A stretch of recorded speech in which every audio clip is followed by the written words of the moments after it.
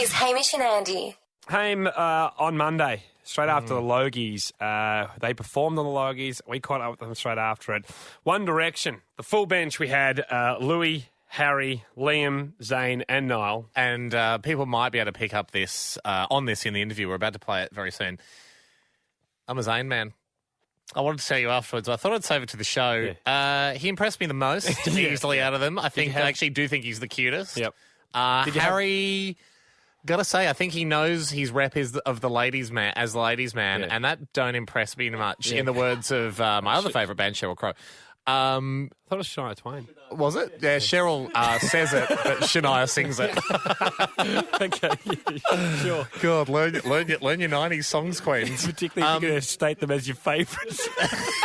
But look, maybe I'm just Zayn crazy. Maybe I'm in Zayn in the membrane because it rattled me meeting him. I understood the hysteria. You may detect a slight little bit of dustiness as we've just come off a Logies night. It was Monday morning that we chatted to them after the Sunday night Logies. But gee, they look fresh as a daisy. Absolutely. Noel was slouching a bit, but I understand that's his thing.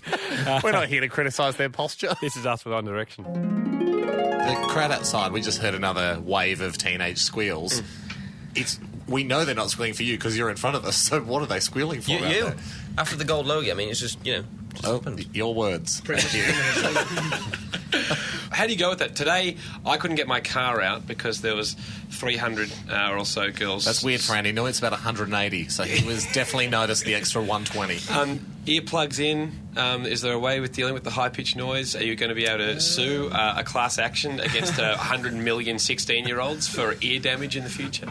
I think we've just accustomed to it now. It'll be a big claim, and I highly doubt that One Direction will ever sue its fans for screaming. I reckon your record level might have something. Fellas, we know that all your fans actually know everything about you. It's hard for us. We always get asked this question. You've got nothing left to share. I mean, unless one of you finds another nipple, we could do a search here.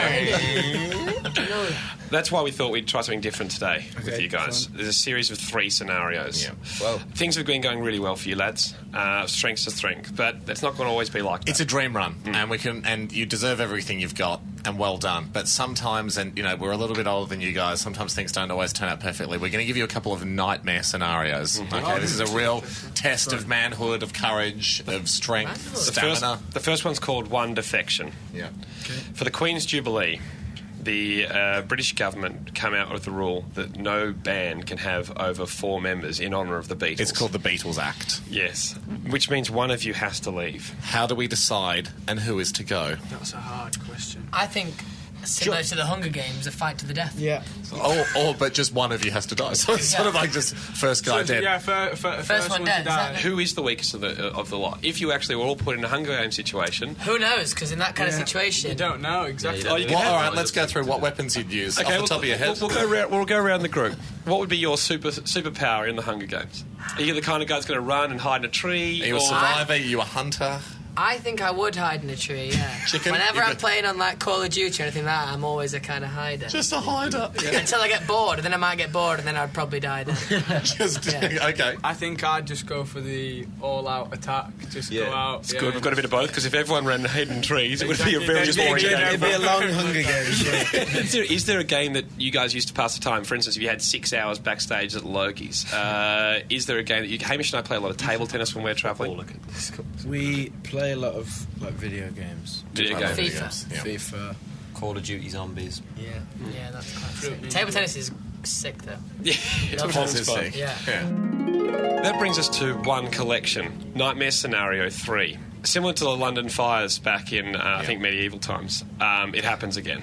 And you guys are all in London. And the fires are really tearing through big style. Nightmare. There's a helicopter that comes. That's right. The helicopter has room for all 5 of you, but only one item. Not each, just collectively.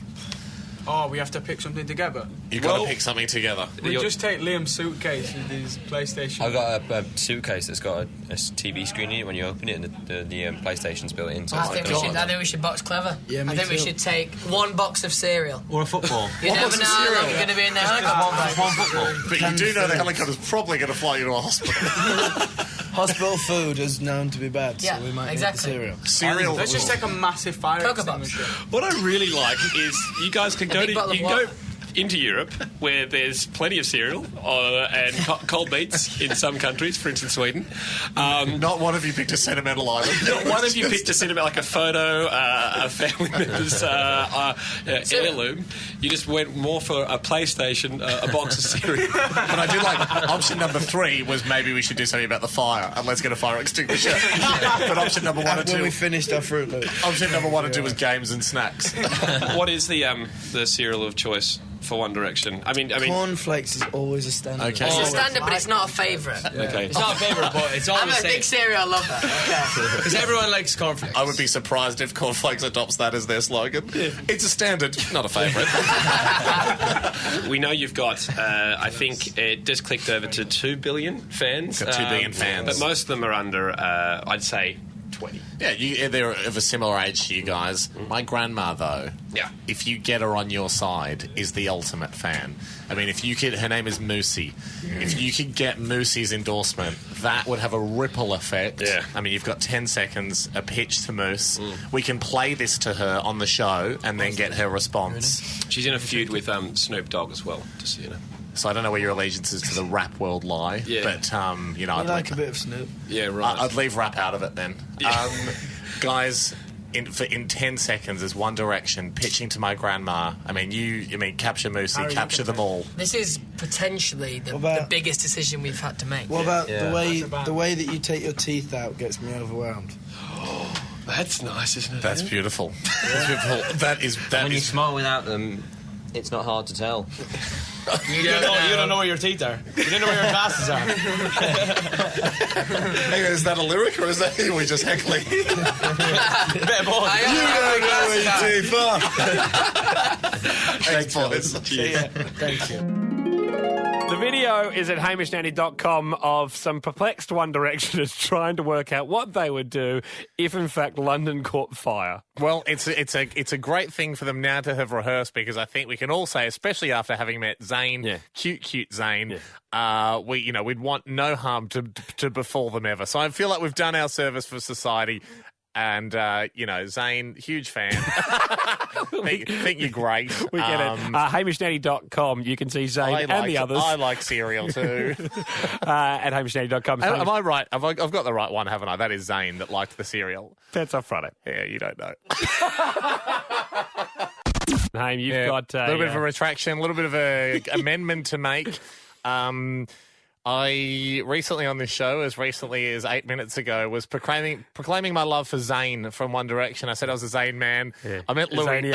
I meant Louis. I'm gooey for Louis. I'm not a Zaniac. It's a slight mishap. Yeah. Look, they're I all didn't think they're you were all that great. fond of Zayn at all. Don't be silly. He's a good guy, but he's never going to come close to what Louis and I had.